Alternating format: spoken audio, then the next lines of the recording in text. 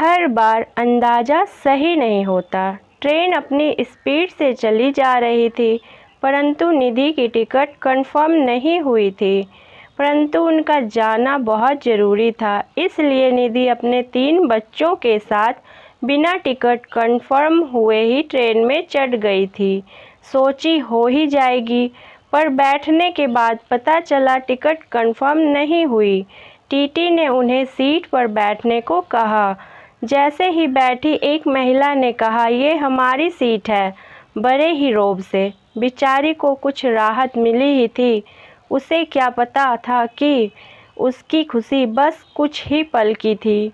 वो खड़ी हो गई और एक आस से टकटकी लगाए उसी महिला को बार बार इस उम्मीद में निहार रही थी कि शायद वह अपनी एक सीट हमें दे दे, क्योंकि उनके 2 बच्चे थे और एक बच्चा लगभग 4 साल का था।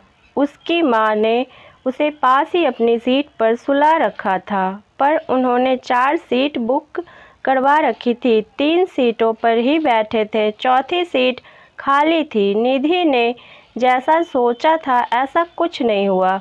उस महिला ने उसकी तरफ मुड़ के देखा भी नहीं। उसी की बगल वाली सीट पर एक आदमी काफ़ी देर से निधि को घूरे जा रहा था। निधि बार बार उसे देखकर अपनी नज़रें झुका मन ही मन बुदबुदा रही थी। कैसा आदमी है, कब से घूरे जा रहा है, शर्म नहीं आती है।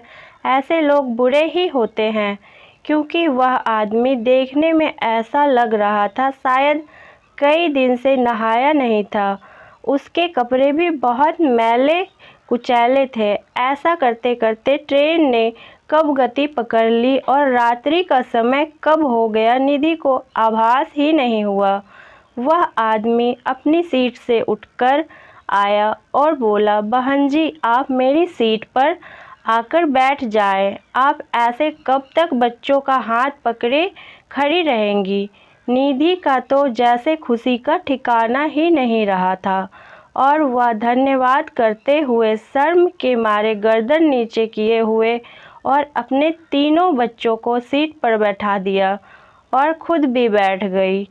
आदमी ट्रेन के दरवाजे पर जाकर खड़ा हो गया। निधि लगातार उसे ही देखे जा रही थी। जैसे जैसे ट्रेन अपनी रफ्तार पकड़ती जा रही थी, उसके अंदर भी प्रश्नों का भूचाल आ रहा था। मन ही मन सोच रही थी कि मैंने इनके कपड़ों को देखकर और इनके हाल को देखकर अंदाज़ा लगा लिया था कि यह कोई अपराधी प्रवृत्ति का आदमी है, परंतु मेरा अंदाज़ा बिल्कुल गलत निकला और मुझे अब अपनी सोच पर बहुत शर्म आ रही है। आज जब भी निधि को ट्रेन यात्रा की याद आती है तो हर बार वह यही सोचती है कि हर बार हमारा अंदाज़ा सही नहीं होता। इसलिए किसी को भी बिना जाने उसके बारे में अपनी सोच या राय नहीं बनानी चाहिए। आशा है आपको मेरी यह वीडियो पसंद आई होगी। कहानी कैसी लगी मुझे कमेंट में ज़रूर लिखें।